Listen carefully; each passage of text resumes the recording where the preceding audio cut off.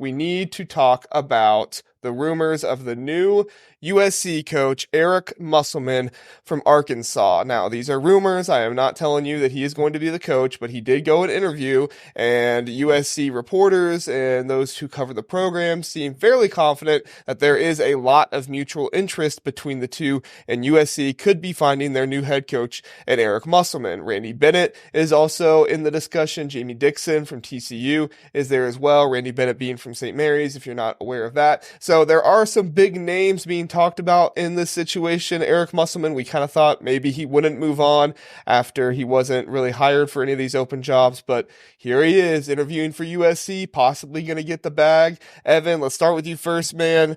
Would Eric Musselman be a good or a bad hire for USC?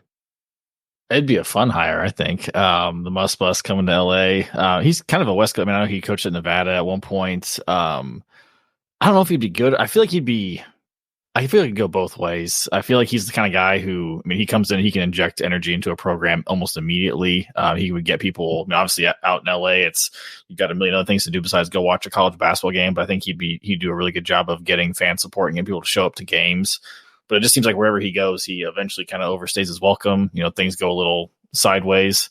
As like you kind of seen other programs. I mean, there's been some rumors with stuff going on at Arkansas this year. So it'd be surprising if he leaves, but I think it'd be a fun hire more than anything. Yeah, those Arkansas rumors this year, when I read about those, I was like, this is ultimate message board. Wow. Yeah. It's just crazy. We're not going to get into them because it's kind of weird to get into, but we'll remain on the Eric Musselman thoughts. Mike, Eric Musselman, that'd be a good or a bad hire for USC in your opinion?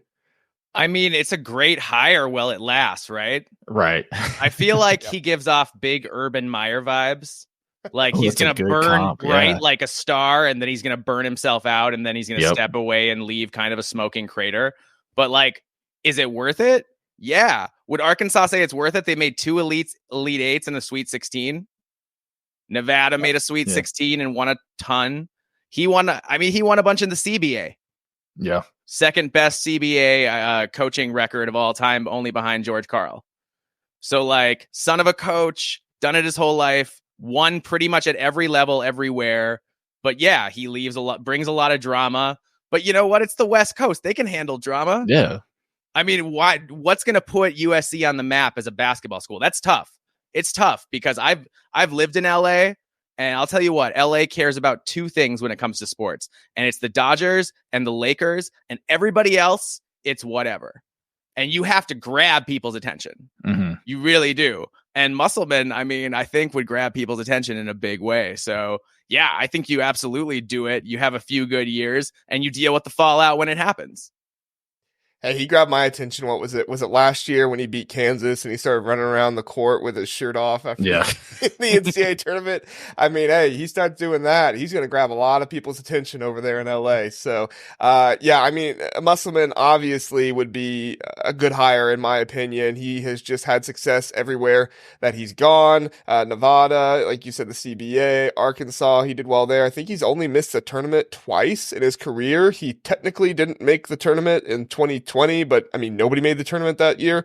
And I think there's some discussion that he kind of was on the bubble a little bit. So we don't really know if he would have gotten in or not, but he got in when he was 22 and 14. So, I mean, he probably would get in when he's 20 and 12. But anyway, yeah, I think he would be a good hire. He'd definitely help USC out. And if it's me, like a program like USC, just get the guy and let him come in, make the tournament a few years in a row, maybe do a deep run, maybe go to the Sweet 16, Elite 8. And that's going to really help your program because there is talent out there in California. I mean, Infield was able to get the talent. He just was never able to put it together. Some of that talent that Philip is talking about, he may have not been exactly what everybody thought this season, but Bronny James, stay or go. We're going to talk about him when we get to Ohio State. But I mean, this would be a good enough hire that I think Musselman would be able to come in and talk to Bronny James, talk to some of the guys that have decommitted. I know there was that recruit that just asked out of his NLI, National Letter of Intent, this week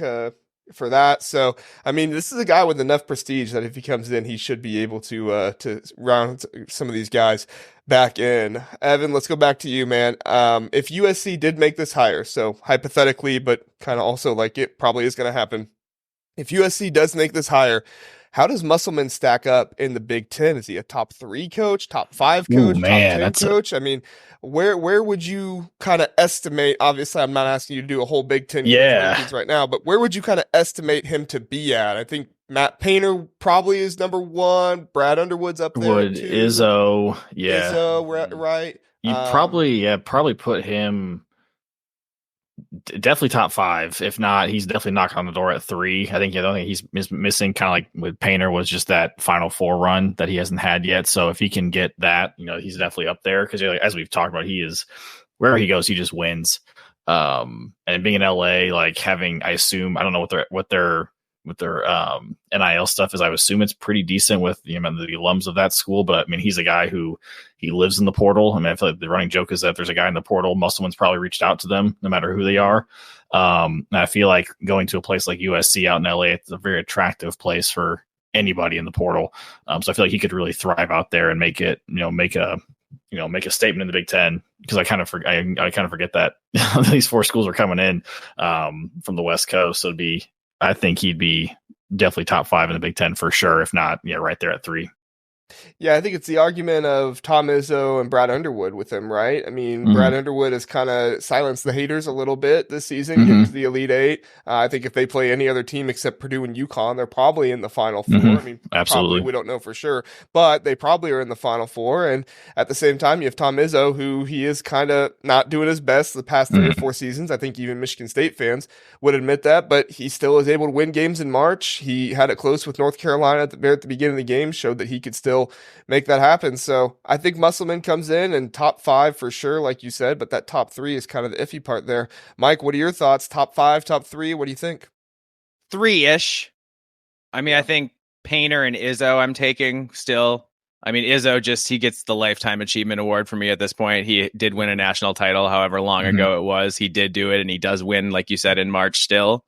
So I put him in Underwood territory, but I wouldn't put there's nobody else up there, So I think he's in a really good spot, both, where he'd be at USC and where he'd be in the Big Ten recruiting hierarchy. I think he could do really well.